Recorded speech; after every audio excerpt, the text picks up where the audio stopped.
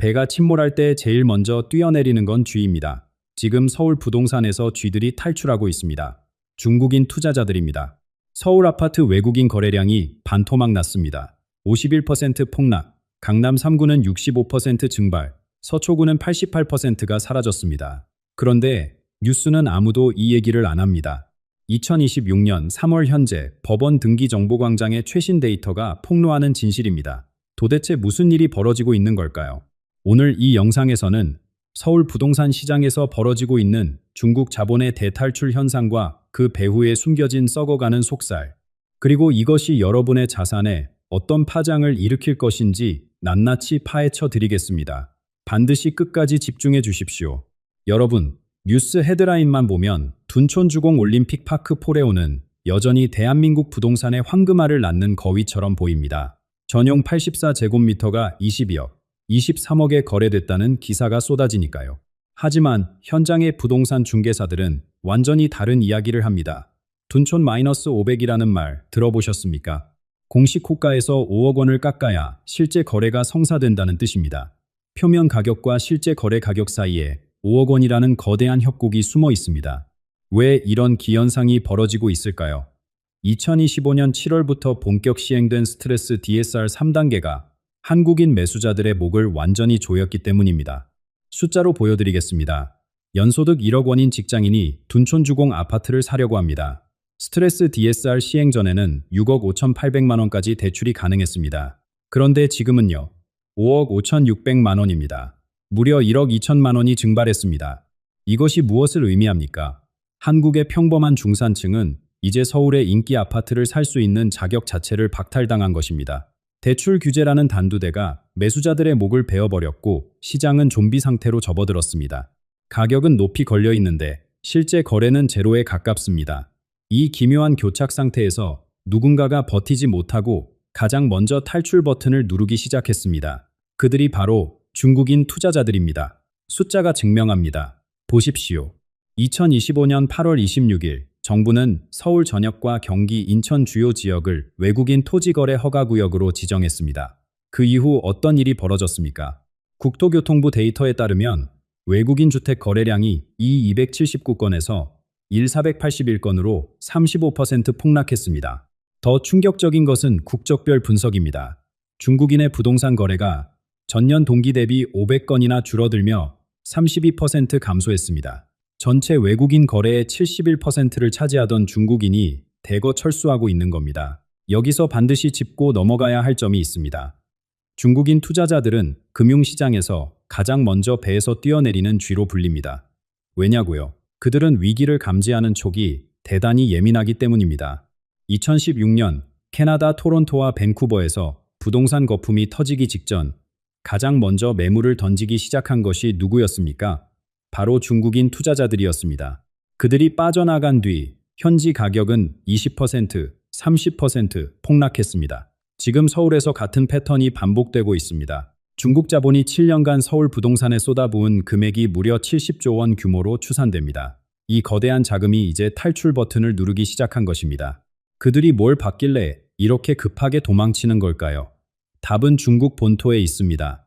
그리고 이 답을 알면 여러분은 등골이 오싹해질 겁니다. 여러분, 중국 본토에서 지금 벌어지고 있는 일은 그야말로 대재앙입니다. 한때 1,000억 위안, 한화로 약 20조 원의 자산을 자랑하던 대형 개발사 화샤싱푸가 법정 관리에 들어간 계기를 아십니까? 417만 위안, 고작 8억 6천만 원 정도의 공사 대금을 갚지 못해서입니다. 20조 원짜리 회사가 8억 원에 무너진 겁니다. 전문가들은 이것을 개발사들의 현금 보유고가 완전히 바닥났다는 증거라고 진단합니다.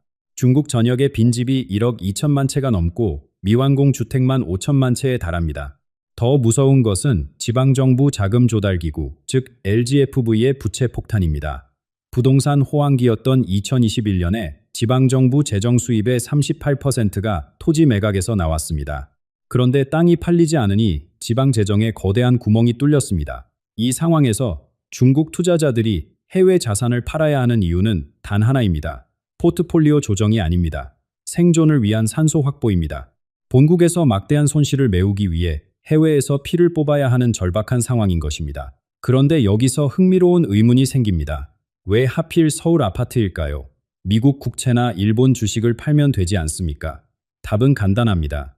중국 투자자들이 한국 부동산의 미래 유동성에 대한 신뢰를 완전히 잃었기 때문입니다. 그리고 그 불신에는 이유가 있습니다. 2025년 8월, 정부가 중국인 투자자 목에 올가미를 걸었습니다. 세 발의 총알이 동시에 발사됐습니다. 첫 번째 총알, 실거주 의무입니다. 아파트 사면 4개월 안에 이사와서 2년을 살아야 합니다. 베이징에 사는 왕 씨가 둔촌동에 와서 2년을 살 수 있겠습니까? 불가능합니다.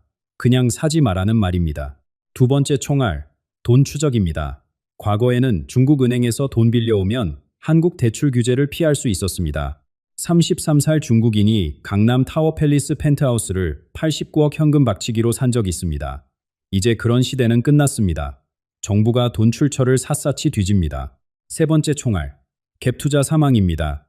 한국인 전세금 받아서 집 사는 마법 공식 있었죠? 작동 멈췄습니다. 실거주 의무가 도입되면서 전세 끼고 사는 것 자체가 불가능해졌습니다. 세 발 다 맞은 중국 투자자들, 들어올 때는 마음대로였지만 나갈 때는 아닙니다.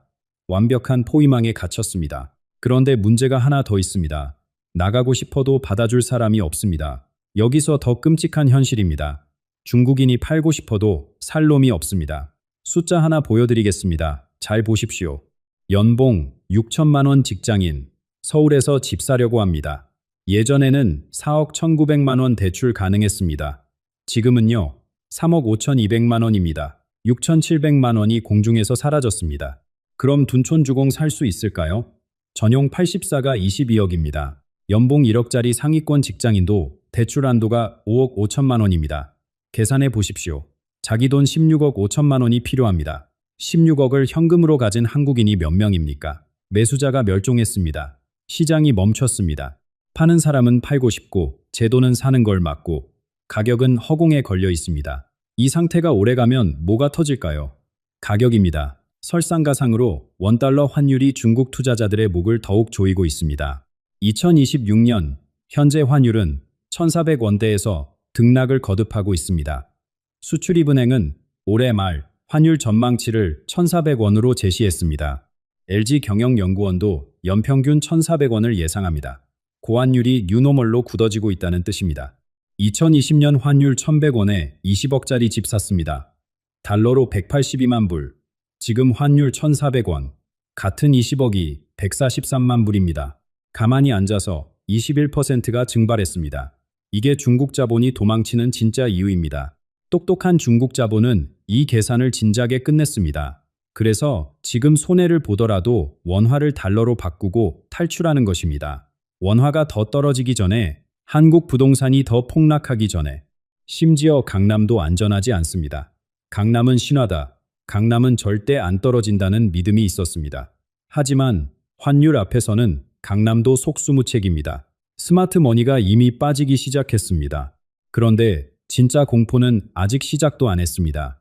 2026년에 대규모로 도래하는 전세 계약 만기라는 시한폭탄이 기다리고 있습니다. 역전세가 무엇인지 아십니까?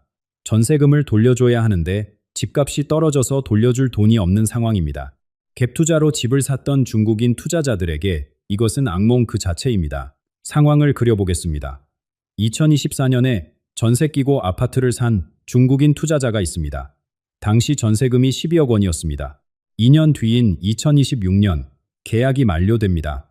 세입자가 보증금을 돌려달라고 합니다. 그런데 지금 시장에서 새 세입자를 구하려면 전세금을 10억 원으로 낮춰야 합니다. 2억 원의 갭이 발생한 것입니다. 본국의 부동산 붕괴로 현금이 말라버린 중국인 투자자가 이 2억 원을 어디서 구하겠습니까? 답은 하나입니다. 급매로 던지거나 경매로 넘어가는 것입니다. 이미 법원 경매 시장에서 신호가 감지되고 있습니다. 낙찰이 안 되는 물건이 늘고 있습니다. 유찰이 반복되고 있습니다. 이것은 6개월 뒤 일반 매매 시장에서 벌어질 일의 예고편입니다. 둔촌주공의 대규모 전세 계약 만기가 2026년 하반기에 집중되어 있습니다. 이때 전세금 반환에 실패하는 중국인 소유 물건들이 쏟아져 나오면 어떤 일이 벌어질까요? 도미노처럼 연쇄적인 가격 붕괴가 시작될 수 있습니다. 자, 이제 다 모아서 우리가 어떻게 살아남을 건지 말씀드리겠습니다. 첫째, 절대로 지금 매수하지 마십시오. 투자 격언에 떨어지는 칼을 잡지 마라는 말이 있습니다. 바닥이 어디인지 모르는 상황에서 가격이 싸 보인다고 뛰어들면 손목이 잘립니다. 지금 둔촌주공의 호가가 5억 원 빠졌다고 해서 그것이 바닥이라는 보장이 어디 있습니까? 중국 자본의 대탈출은 이제 시작일 뿐입니다. 둘째, 바닥을 알려주는 세 가지 신호를 주시하십시오. 하나, 경매 낙찰가율이 60%까지 떨어지는 것입니다. 지금은 70, 80%대입니다. 60%까지 내려가면 공포가 극에 달했다는 신호입니다. 둘, 전세가율이 회복되는 것입니다. 지금 서울 아파트 전세가율은 50.92%까지 떨어졌습니다. 역대 최저 수준입니다. 이것이 60%를 회복하면 매매가 대비 전세금이 안정되었다는 뜻이고 바닥이 가까워졌다는 신호입니다. 셋, 정부가 파격적인 세금 인센티브를 발표하는 것입니다. 양도세 한시 면제, 취득세 대폭 감면 같은 조치가 나오면 정부조차 시장 붕괴를 인정했다는 뜻입니다. 그때가 진입 시점입니다. 셋째, 현금이 왕입니다. 2026년 부동산 시장에서 가장 강력한 무기는 대출 능력이 아니라 현금 보유량입니다. DSR이 모든 것을 막아놓은 세상에서 현금을 가진 자만이 기회를 잡을 수 있습니다. 중국 자본이 피를 토하며 던지는 급매물, 전세금 반환에 실패해 경매로 나오는 물건, 이런 기회가 2026년 하반기부터 쏟아질 것입니다. 그때 준비된 자만이 남들의 위기를 자신의 기회로 바꿀 수 있습니다. 여러분, 오늘 말씀드린 내용을 정리하겠습니다. 서울 부동산 시장에서 중국 자본의 대탈출이 시작됐습니다. 외국인 거래량 51% 폭락, 강남권 65% 증발. 이것은 단순한 숫자가 아닙니다. 중국 본토의 부동산 붕괴, 한국의 외국인 규제 강화, DSR 3단계로 인한 매수자 절멸, 환율 1,400원의 저주, 그리고 다가오는 역전세 폭탄까지 이 모든 요소가 하나의 거대한 폭풍으로 수렴하고 있습니다. 둔촌주공은 그 폭풍의 눈입니다. 남들이 공포에 질려 팔 때 현금을 준비해 두십시오. 남들이 바닥을 모를 때 세 가지 신호를 주시하십시오. 그리고 진정한 기회가 왔을 때 과감하게 행동하십시오. 위기는 준비하지 않은 자에게는 재앙이지만 냉철하게 분석하고 포트폴리오를 재편하는 깨어있는 자에게는 부의 계급장을 바꿀 수 있는 역사적인 기회입니다. 오늘 전해드린 이 분석이 다가올 부동산 폭풍 속에서 여러분의 자산을 지키는 강력한 나침반이 되기를 진심으로 바랍니다. 생각만 하지 마시고 지금 당장 행동으로 옮기십시오. 그녀는 트럼프 당선을 예언했습니다. 러시아의 우크라이나 침공도, 필리핀 대형 태풍도, 뉴욕타임스는 그녀를 미국에서 가장 영향력 있는 예언적 목소리라 불렀습니다. 그런데 최근 그녀가 동아시아를 향해 입을 열었습니다. 중국 대륙이 동시에 흔들린다. 일본 영혼이 메말라간다. 미국 독수리가 날개를 접는다. 그리고 한국, 오직 한국만 2배로 성장한다. 마지막에 그녀가 던진 한마디, 통일의 문턱은 미국의 지도자가 물러난 후에 열린다. 오늘 이 예언의 전모를 공개합니다. 신디 제이콥스.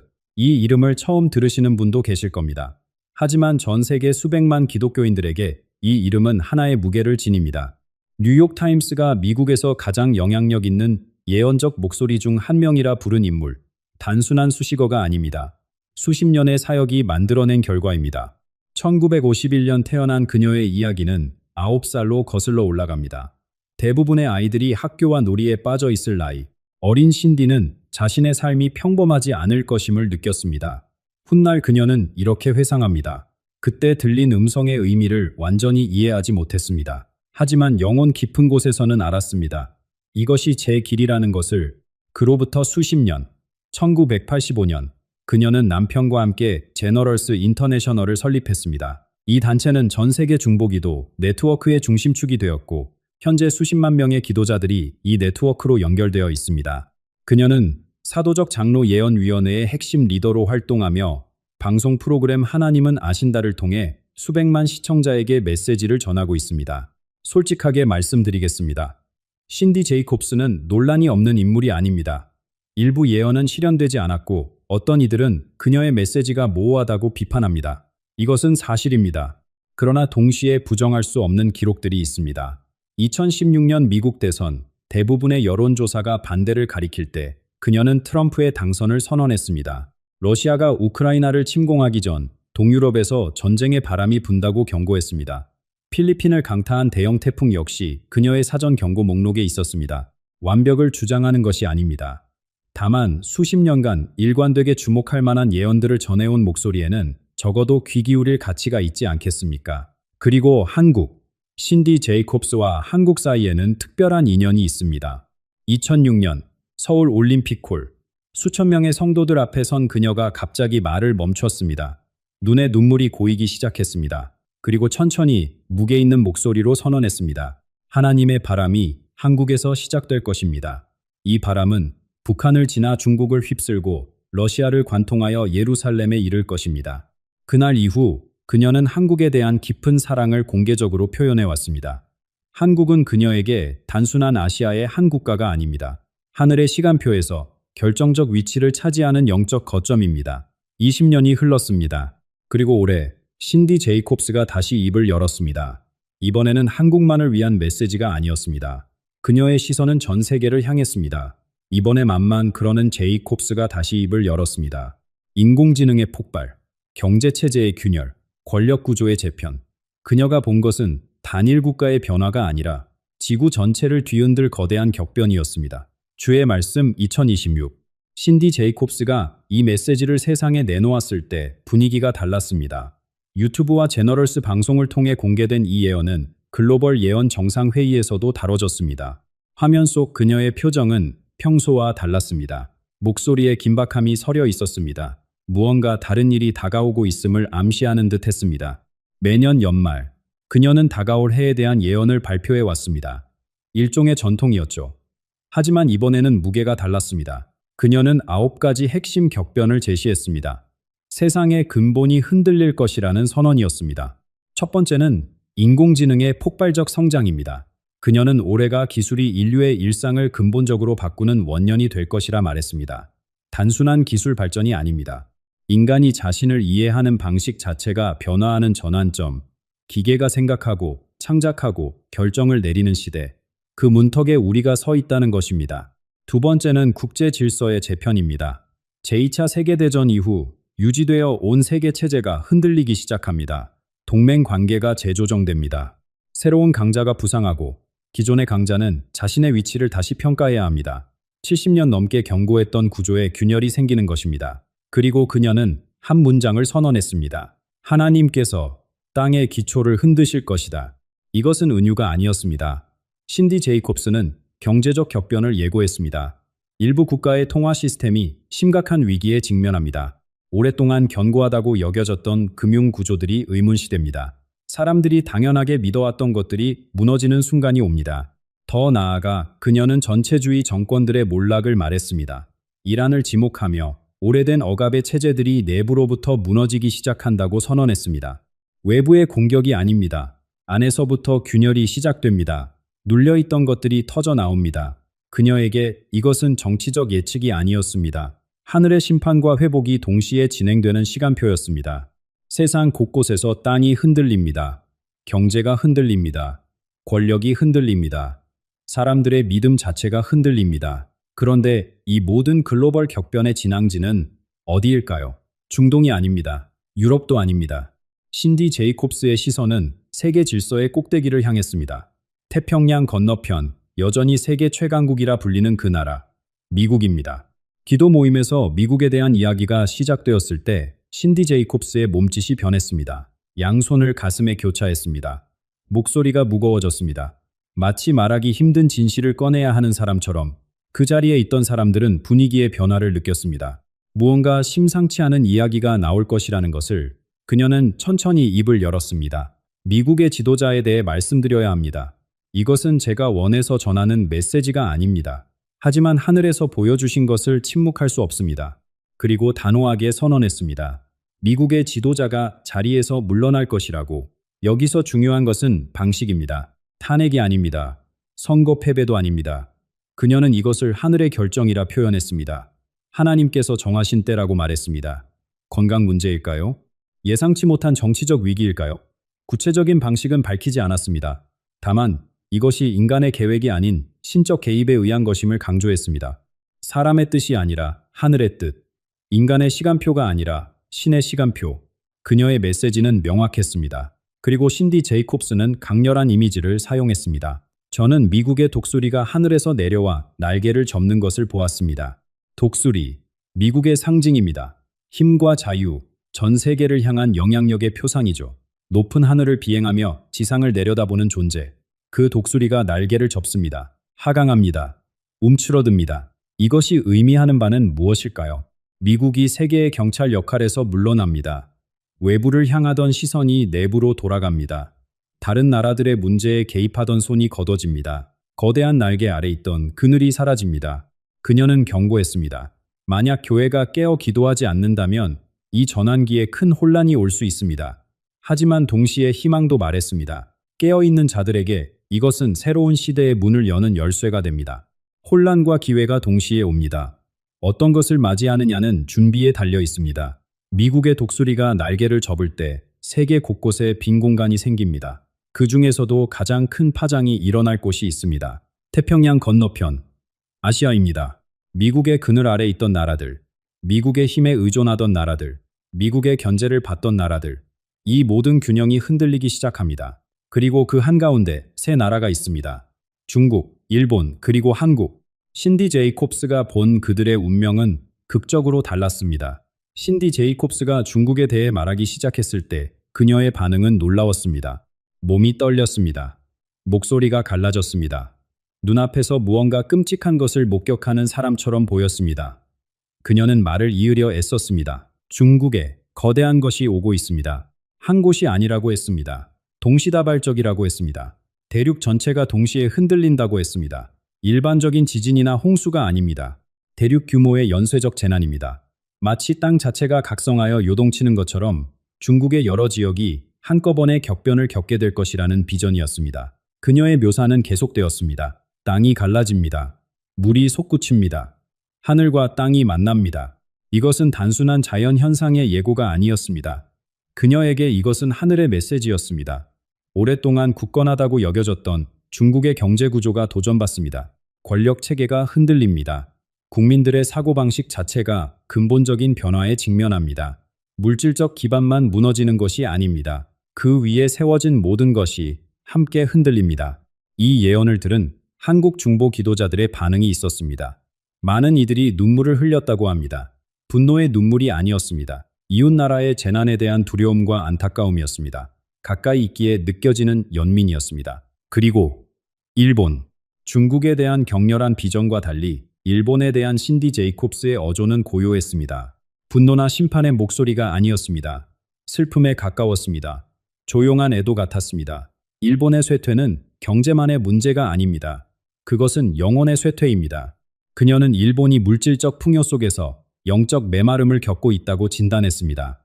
세계에서 가장 낮은 출산율, 빠르게 진행되는 고령화, 젊은 세대 사이에 퍼진 허무주의, 이 모든 것이 단순한 사회 현상이 아니라 더 깊은 갈증의 표현이라는 것입니다.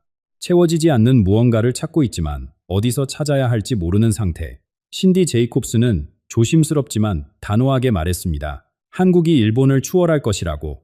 경제적으로, 기술적으로, 문화적으로, 그리고 영적으로.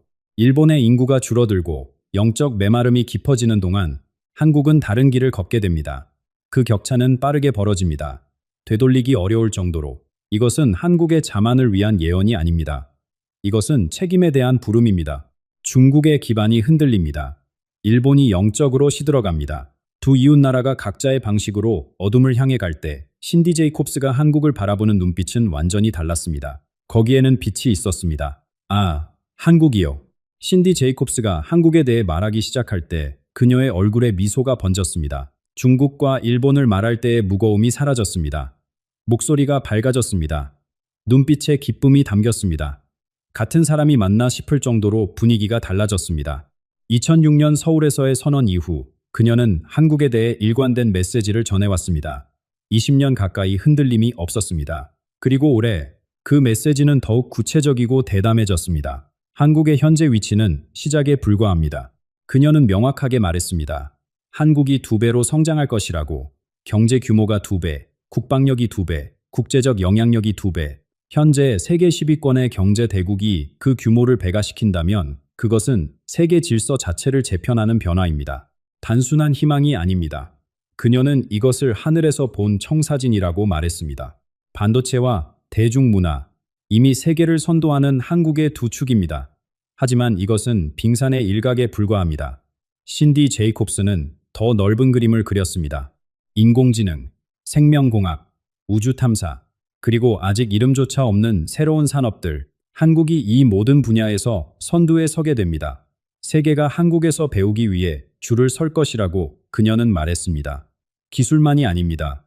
문화, 교육, 영적 유산까지 한국은 단순한 제조 강국을 넘어 문명의 방향을 제시하는 국가가 됩니다. 그리고 군사력, 한국은 더 이상 거인들 사이에 낀 작은 나라가 아닙니다. 이 선언은 한국인들의 오래된 자기인식에 도전합니다. 역사적으로 한국은 중국과 일본 사이에서 생존을 모색해야 했습니다. 강대국들의 틈바구니에서 버텨온 기억이 민족의 깊은 곳에 새겨져 있습니다. 하지만 예언은 새로운 정체성을 제시합니다. 한국이 자체적인 역량으로 진정한 강대국이 됩니다. 보호받는 자가 아니라 보호하는 자가 됩니다. 동아시아의 평화를 보장하는 역할을 담당하게 됩니다. 이것은 단순한 군사력의 문제가 아닙니다. 정체성의 변혁입니다. 수천 년간 품어온 자기 이해가 바뀌는 것입니다. 위대함을 향해 나아가는 대한민국. 그러나 한 가지 해결되지 않은 것이 있습니다. 70년 넘게 이어진 상처, 휴전선 너머의 현실, 같은 언어를 쓰고 같은 역사를 공유하지만 만날 수 없는 형제들. 신디 제이콥스를 바라보는 사람들의 마음속에 하나의 질문이 떠올랐습니다. 북한은 어떻게 되는 겁니까?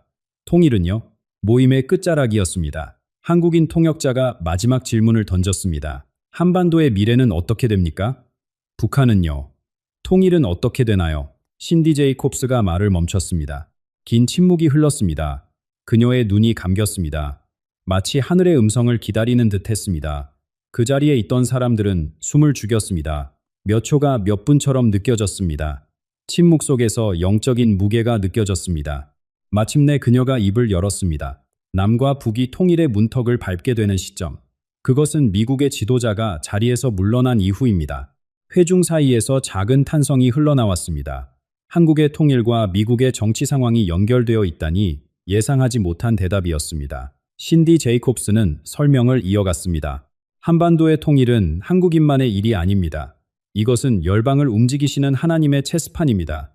독수리와 용의 움직임이 맞물려야 합니다. 그 시간표는 하늘에서 정해져 있습니다. 그녀가 사용한 단어에 주목해야 합니다. 통일이 아니라 통일의 문턱이라고 표현했습니다. 문턱이란 무엇일까요? 완전한 도착이 아닙니다. 되돌아갈 수 없는 지점입니다. 한번 그 문턱을 넘으면 과거의 상태로 돌아가는 것이 불가능해집니다. 하룻밤 사이에 마법처럼 통일이 이루어지는 것이 아닙니다. 하지만 분단의 현상 유지가 더 이상 지속될 수 없는 상태, 통일을 향한 움직임이 돌이킬 수 없이 시작되는 시점, 그것이 문턱입니다. 그리고 신디 제이콥스는 두려움에 사로잡힌 이들을 위한 메시지를 전했습니다. 한국은 1950년의 비극으로 돌아가지 않을 것입니다. 6.25 전쟁의 기억은 한국인의 마음 깊이 새겨져 있습니다. 부모님이나 조부모님으로부터 그 참상을 직접 들은 분들이 많습니다. 통일 이야기가 나올 때마다 전쟁의 두려움이 함께 떠오르는 것은 자연스러운 일입니다. 하지만 예언은 말합니다. 흔들림이 있겠지만 그 전쟁의 참상은 반복되지 않습니다. 이미 흘려진 피와 눈물을 하나님은 기억하고 계십니다. 그 고통은 헛되지 않았습니다. 신디 제이콥스는 2006년의 비전으로 돌아가며 마무리했습니다. 한국에서 시작된 불이 북한을 지나 중국과 러시아를 관통하여 예루살렘까지 이르는 그 비전. 20년이 다 되어가는 지금 그 비전은 여전히 유효합니다. 오히려 더 가까워졌습니다. 그녀의 마지막 말이었습니다. 뉴스만 보지 마십시오. 하나님의 손을 보십시오. 당신들의 때가 오고 있습니다. 준비하십시오. 오늘 우리는 긴 여정을 함께 했습니다. 미국의 변화, 중국의 격변, 일본의 쇠퇴, 그리고 한국의 놀라운 부상. 이 예언들이 모두 그대로 실현될지 아무도 확언할 수 없습니다. 예언은 지도이지 여정 자체가 아닙니다. 중요한 것은 이 메시지가 우리에게 무엇을 촉구하는가입니다. 두려움이 아니라 준비를, 관망이 아니라 기도를, 분열이 아니라 연합을. 하늘이 열리면 땅도 따르리라. 준비된 자에게 때가 온다. 여러분의 생각을 듣고 싶습니다. 이 예언 중 가장 마음에 와닿은 부분은 무엇이었습니까? 아래 댓글에 나눠주세요. 이 메시지가 더 많은 분들께 전해지기를 원하신다면 좋아요와 구독 부탁드립니다. 다음 영상에서 뵙겠습니다. 그는 코로나를 예언했습니다. 전쟁을 예언했습니다. 금융 위기를 예언했습니다. 그런데 이번에는 달랐습니다. 전 세계 195개국 중 단 한 나라만을 지목했습니다. 미국이 아닙니다. 중국이 아닙니다. 러시아도 아닙니다. 대한민국입니다. 그는 말했습니다. 한국은 더 이상 국가가 아니라고. 앞으로 세계가 자신의 운명을 들여다보는 거울이 될 것이라고. 왜 하필 우리입니까? 왜 하필 지금입니까? 그리고 왜 이 영상이 지금 여러분 앞에 놓여 있는 걸까요? 오늘 아난드가 공개한 한반도의 4가지 미래를 말씀드리겠습니다. 그리고 영상 끝에서 그가 차마 입 밖에 꺼내지 못한 한 가지를 전해드리겠습니다. 끝까지 함께해 주십시오. 아비냐, 아난드. 이 이름을 처음 듣는 분도 계실 겁니다. 하지만 그가 한 일을 들으면 기억하실 겁니다. 14살의 나이에 세계적 전염병의 확산을 예고했고 국제 분쟁의 시점을 정확히 짚어냈습니다. 세계 언론은 그를 천재라 불렀고 회의론자들조차 그의 다음 말을 기다리게 되었습니다. 그런 그가 올해를 400년 만에 찾아오는 에너지 전환의 해라고 선언했습니다. 단순한 숫자가 아닙니다. 그의 말에 따르면 천체의 배열이 지금과 같은 형태를 이룬 것은 400년 전 조선시대 중기 이후 처음입니다. 그때 무슨 일이 있었는지 역사를 아는 분들은 아실 겁니다. 전쟁이 있었고 왕조가 흔들렸으며 민심이 갈라졌습니다. 아난드는 말합니다. 하늘의 기운이 바뀌면 땅의 질서도 바뀐다고. 그리고 그 변화의 중심에 놓인 지역이 있다고. 그가 지목한 고위험 지역은 4곳입니다. 대한민국, 북한, 중국, 그리고 필리핀. 여기서 한 가지 의문이 생깁니다. 왜 이 나라들일까요? 경제 규모로 따지면 미국이나 유럽이 먼저 언급되어야 합니다. 군사력으로 보면 러시아가 빠질 수 없습니다. 그런데 왜 동아시아, 그 중에서도 한반도가 중심에 놓였을까요? 아난드의 해석은 이렇습니다. 이 지역들은 단순히 지정학적 요충지가 아니라 에너지의 교차점이라는 것입니다. 오래된 갈등과 새로운 욕망이 충돌하는 곳, 과거의 상처와 미래의 두려움이 동시에 끓어오르는 곳, 그래서 작은 불씨 하나가 예상치 못한 방향으로 번질 수 있다는 것입니다. 그는 이렇게 덧붙였습니다. 한반도는 세계의 압력솥 같은 존재라고. 뚜껑이 열리면 그 증기가 어디로 향할지 아무도 장담할 수 없다고. 여기서 이야기는 더 깊어집니다. 아난드는 도미노라는 표현을 썼습니다. 한반도에서 시작된 작은 사건 하나가 연쇄 반응을 일으킬 수 있다는 뜻입니다. 그것은 군사적 충돌일 수도 있고 금융시장의 급변일 수도 있으며 예상치 못한 외교적 파열일 수도 있습니다. 중요한 것은 시작점입니다. 그는 강조했습니다. 큰 변화는 언제나 작은 균열에서 출발한다고. 아무도 주목하지 않던 틈새에서 물이 새기 시작하고 어느 순간 둑 전체가 무너진다고. 지금 우리가 살고 있는 이 땅이 바로 그 시작점이 될 수 있다는 이야기입니다. 불안하게 들릴 수 있습니다. 하지만 아난드의 메시지는 공포가 아닙니다.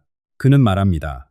도미노의 첫 번째 조각이 어느 방향으로 넘어지느냐는 결국 그 위에 손을 얹고 있는 사람들의 선택에 달려 있다고. 그 손은 정치인의 손만이 아닙니다. 기업인의 손만도 아닙니다. 평범한 하루를 살아가는 우리 모두의 손입니다.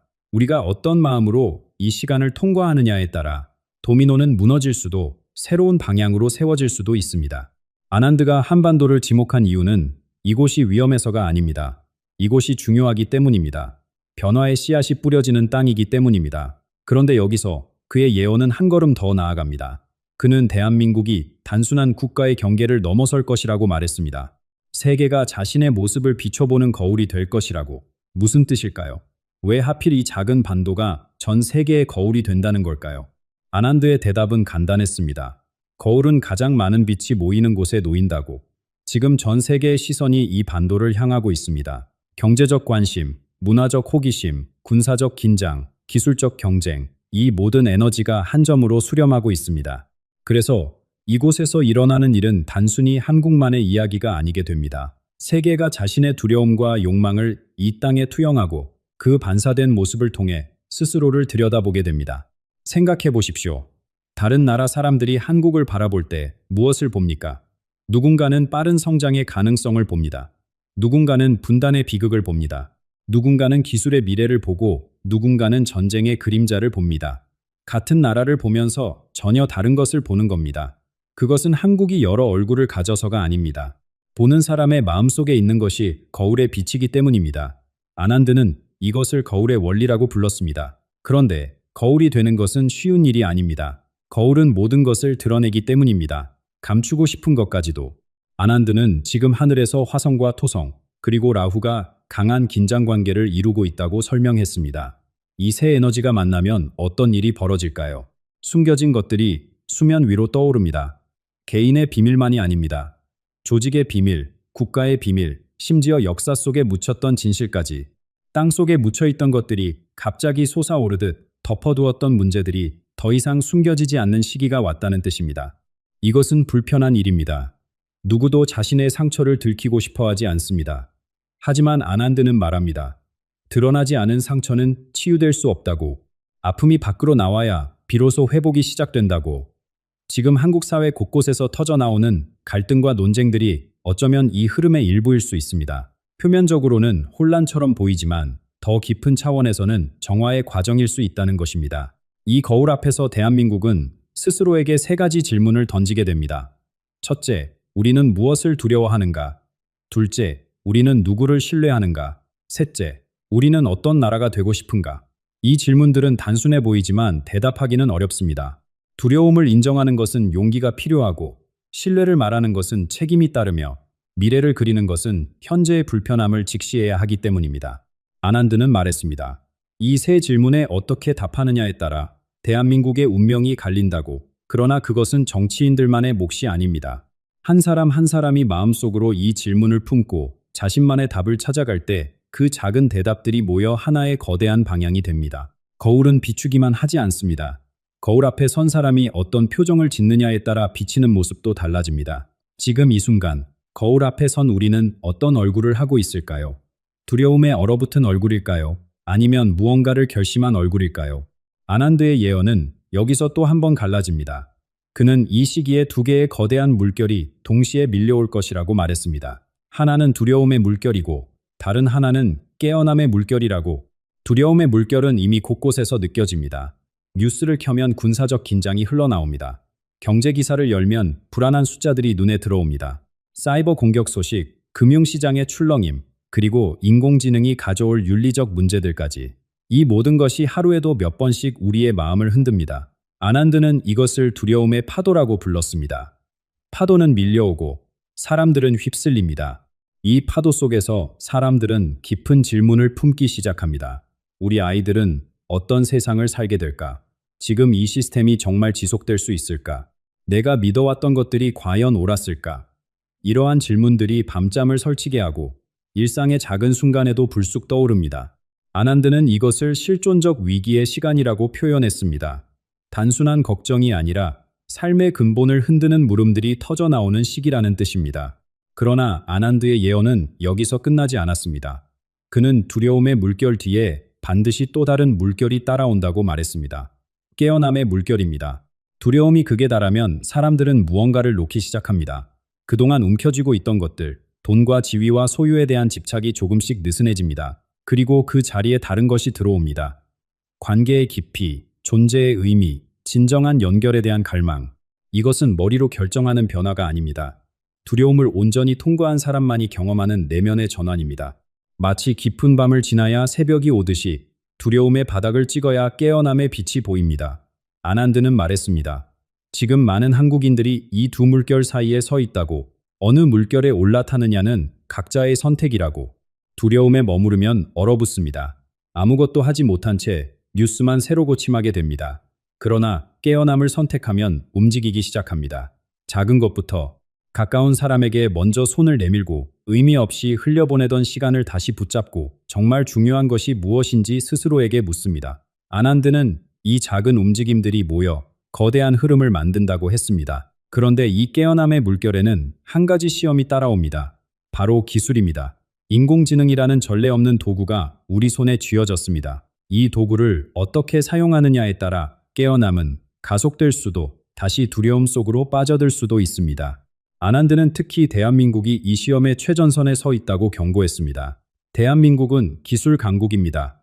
이것은 자랑이면서 동시에 무거운 책임입니다. 아난드는 인공지능을 두 날을 가진 검에 비유했습니다. 한쪽 날로는 빵을 자를 수 있습니다. 사람들을 먹이고 돕고 연결할 수 있습니다. 그러나 다른 쪽 날로는 사람을 벨 수도 있습니다. 속이고 감시하고 소외시킬 수 있습니다. 같은 도구가 정반대의 결과를 만들어냅니다. 어느 날을 사용하느냐는 그 검을 쥔 손의 의도에 달려 있습니다. 한국은 이미 세계에 강력한 영향력을 행사하고 있습니다. 음악과 드라마, 영화를 통해 수억 명의 마음을 움직여 왔습니다. 아난드는 이것을 부드러운 힘이라고 불렀습니다. 그런데 이제 그 힘의 성격이 바뀌려 하고 있습니다. 문화에서 기술로, 감성에서 알고리즘으로. 문제는 이 전환이 어떤 방향으로 이루어지느냐입니다. 기술이 더 많은 돈을 벌기 위한 도구로만 쓰인다면 그것은 칼날을 사람에게 겨누는 것과 같습니다. 그러나 기술이 외로운 사람을 연결하고 아픈 사람을 돌보고 소외된 사람에게 손을 내미는 데 쓰인다면 그것은 빵을 나누는 일이 됩니다. 아난드는 흥미로운 예언을 남겼습니다. 조용한 개발자들이 움직이기 시작할 것이라고. 이들은 뉴스에 나오지 않습니다. 큰 회사의 임원도 아닙니다. 하지만 자신의 자리에서 묵묵히 다른 선택을 합니다. 노인들의 외로움을 덜어주는 프로그램을 만드는 젊은 개발자, 청소년들의 마음 건강을 돕는 서비스를 설계하는 작은 팀, 조회수나 수익이 아니라 사람을 먼저 생각하는 창작자들. 아난드는 이들이 소리 없이 늘어나고 있다고 말했습니다. 그리고 이 흐름이 어느 순간 임계점을 넘으면 기술의 방향 자체가 달라질 수 있다고. 물론 이것은 쉬운 싸움이 아닙니다. 돈과 효율을 앞세우는 목소리는 언제나 크고 양심을 따르는 목소리는 종종 작습니다. 하지만 아난드는 단언했습니다. 작은 목소리들이 모이면 결국 큰 울림이 된다고. 그리고 그 울림이 시작되는 곳이 바로 대한민국이라고. 이 시험은 이미 시작되었습니다. 그리고 시험의 관문들이 하나씩 열리고 있습니다. 아난드는 올해에 4개의 관문이 있다고 말했습니다. 각 관문은 특정한 시기에 열리며 각각 다른 시험을 가져옵니다. 첫 번째 관문은 이미 지나가고 있습니다. 이 시기에 대한민국은 자신이 세계 무대의 중심에 서 있음을 뚜렷하게 자각하게 됩니다. 국제 보고서들이 한반도를 언급하는 빈도가 늘어나고 외신의 분석 기사들이 쏟아집니다. 처음에는 관심처럼 느껴지지만 점차 그 시선의 무게가 느껴지기 시작합니다. 두 번째 관문은 4월 말에 열립니다. 이때 불안을 자극하는 뉴스들이 집중적으로 터져 나올 수 있습니다. 사이버 보안 문제, 금융시장의 급격한 변동, 예상치 못한 외부 충격. 아난드는 이 시기를 신경이 시험받는 때라고 표현했습니다. 사람들의 불안이 극대화되고 공포가 빠르게 퍼질 수 있는 조건이 갖춰진다는 뜻입니다. 그러나 아난드는 동시에 보이지 않는 저항에 대해서도 말했습니다. 공포의 물결이 밀려올 때 그것을 잠잠하게 만드는 힘도 함께 작동한다는 것입니다. 그 힘은 거창한 곳에서 오지 않습니다. 이웃을 살피는 작은 친절, 가족 사이의 따뜻한 대화, 함께 모여 마음을 나누는 시간. 이런 소소한 연결들이 공포의 주파수를 중화시킵니다. 아난드는 말했습니다. 한 사람의 평화로운 마음이 주변 10사람의 불안을 가라앉힐 수 있다고. 그래서 거대한 뉴스 앞에서 무력감을 느낄 필요가 없다고. 우리가 할 수 있는 일은 분명히 있습니다. 뉴스를 끄고 옆 사람의 눈을 바라보는 것, 걱정을 내려놓고 오늘 할 수 있는 작은 선행을 실천하는 것. 이것이 바로 보이지 않는 저항입니다. 소리 없이 퍼져나가는 평화의 물결입니다. 그리고 이 저항의 힘은 다음 관문에서 더욱 중요해집니다. 여름과 가을에 열리는 2개의 붉은 지대가 기다리고 있기 때문입니다. 세 번째 관문은 7월 하순에 열립니다. 아난드는 이 시기를 열흘간의 혼란이라고 불렀습니다. 진실과 거짓이 뒤섞이는 시간입니다. 온갖 소문과 가짜 뉴스가 쏟아지고 무엇이 사실인지 분별하기 어려워집니다. 사람들은 정보의 홍수 속에서 지쳐갑니다. 정신적 피로가 누적되고 판단력이 흐려집니다. 이때 중요한 역할을 하는 사람들이 있습니다. 아난드는 이들을 일상의 영웅이라고 불렀습니다. 눈에 띄지 않는 자리에서 묵묵히 옳은 일을 선택하는 사람들입니다. 숫자를 조작하지 않는 회계사, 조회수보다 진실을 선택하는 기자, 자극적인 콘텐츠 대신 의미 있는 이야기를 만드는 창작자. 이들은 영웅이라 불리지 않습니다. 그러나 혼란의 시기에 사회가 무너지지 않게 붙잡아주는 보이지 않는 기둥입니다. 네 번째 관문은 11월에 열립니다. 이때 대한민국은 중요한 선택의 기로에 섭니다. 아난드는 이것을 한국만의 길에 대한 논쟁이라고 표현했습니다. 그동안 우리는 선진국을 따라가는 것을 목표로 삼아왔습니다. 그러나 이 시기에 새로운 질문이 떠오릅니다. 따라가는 것만이 답인가? 우리만의 길을 만들 수는 없는가? 이 질문은 경제와 정치를 넘어 삶의 방식 전체를 아우르게 됩니다. 아난드는 말했습니다. 11월의 논쟁이 어떤 결론을 내리느냐에 따라 대한민국의 다음 10년이 결정된다고. 그러나 그 결론은 위에서 내려오지 않습니다. 수많은 작은 목소리들이 모여 하나의 방향을 이룰 때 그것이 비로소 진정한 선택이 됩니다.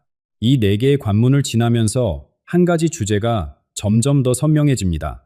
분단된 두 개의 땅, 갈라진 한 민족. 아난드의 예언 중 가장 조심스럽고 동시에 가장 깊은 울림을 주는 이야기가 바로 여기에 있습니다. 아난드는 통일이라는 단어를 조심스럽게 다루었습니다. 정치적 통일을 예언한 것이 아닙니다.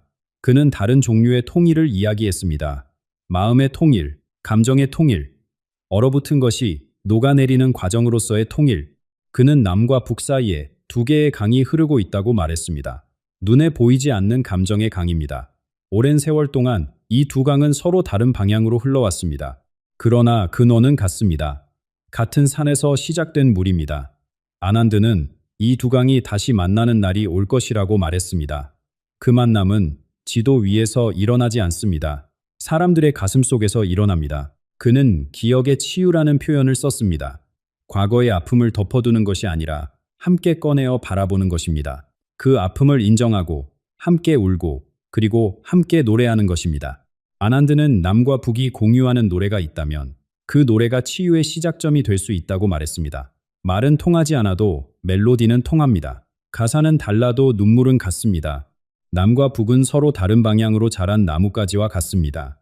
수십 년 동안 햇빛을 향해 각자의 길을 뻗어왔습니다. 그러나 가지가 아무리 멀어져도 뿌리는 하나입니다. 땅 밑 깊은 곳에서 같은 뿌리가 두 가지를 모두 품고 있습니다. 아난드는 말했습니다. 뿌리를 기억하는 순간 가지 사이의 거리는 의미를 잃는다고. 이 보이지 않는 통일은 어느 날 갑자기 선언되지 않습니다. 한 사람 한 사람의 마음속에서 조용히 시작됩니다.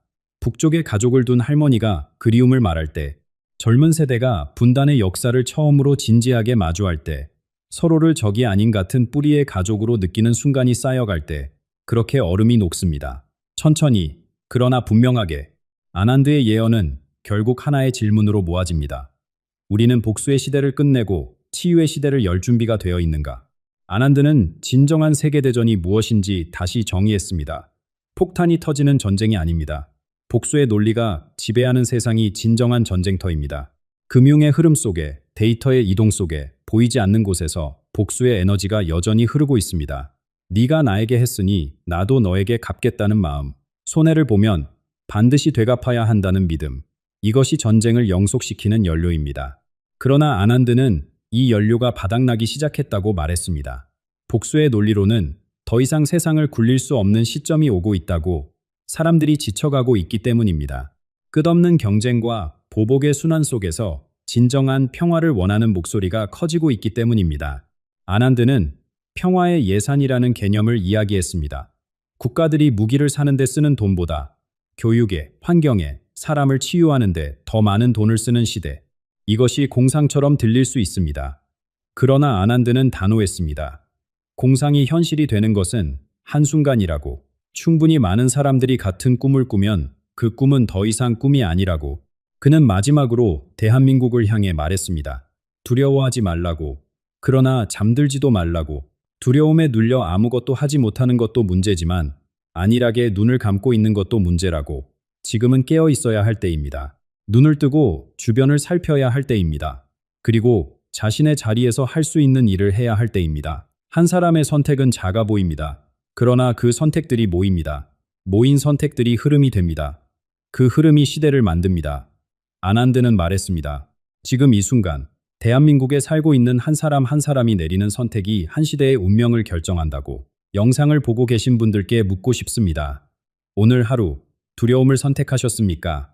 깨어남을 선택하셨습니까? 복수의 마음을 품으셨습니까? 치유의 손을 내미셨습니까? 정답은 없습니다.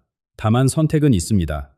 그리고 그 선택은 오직 자신만이 내릴 수 있습니다. 오늘 이 영상이 여기까지 온 것은 우연이 아닐 수 있습니다. 아난드의 말처럼 이 이야기가 필요한 사람에게 이 이야기가 도착하는 법입니다. 이 영상이 마음에 와닿았다면 주변에 함께 나눠주십시오. 혼자 깨어있는 것보다 함께 깨어있는 것이 더 큰 힘이 됩니다. 두려워하지 마십시오. 그러나 잠들지도 마십시오.